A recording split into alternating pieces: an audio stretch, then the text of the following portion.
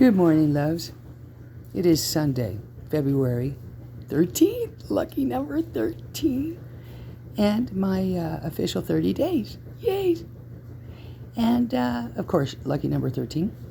And I just noticed this justice on the front of my book cover, my notes. Yes, quite magnificent. I never recognized that before, and I just now saw it.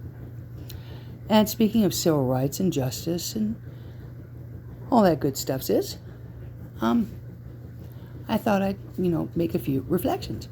I was just talking about the abolitionist movement, where, prohibition and absolute domination just never quite balance out when you take away people's free will to do what they will and how they want to will. Like, in the time of prohibition, it illegalized alcohol.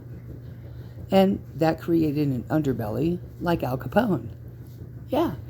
And, an underbelly crime wave that just, got stronger and stronger. And, hey, because you try to tell them no and no way, and they'll find a way, even if it's unjust.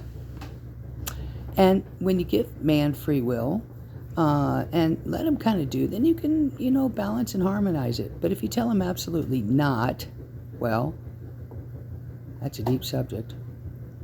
That creates where we're going to do it, behind your back and find a way anyway. And then you make it illegal and arrest people, kind of like cannabis, kind of like this right here, medical cannabis, injustice, yeah. And we had cannabis illegal for how many years, and how many people went to prison over a plant? That's a natural medicine, really. Seriously. Yeah, glue, indica, let that stick to you. 2/8/2022, And the injustice of locking people up for prohibition of cannabis for how many years? How many innocent people went to prison over making a right mix or a beautiful plant over a plant that's a natural medicine? I'd say that's an injustice because that was a prohibition for a long time. From what? In the 60s, we were doing it in California all the time. I had my first do when I was 7. It's natural medicine, especially to Native Americans.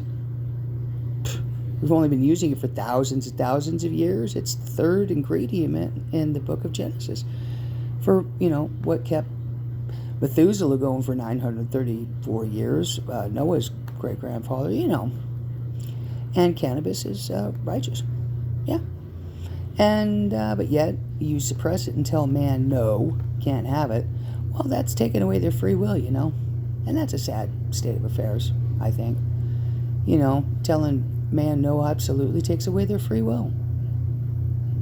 Make choices for themselves, what's good for them or not, and that they don't just have to have pharmaceuticals. And, of course, I'm going to get an answer from the American flag here, because we need truth and justice for all. So, no, just my own opinion, that's all.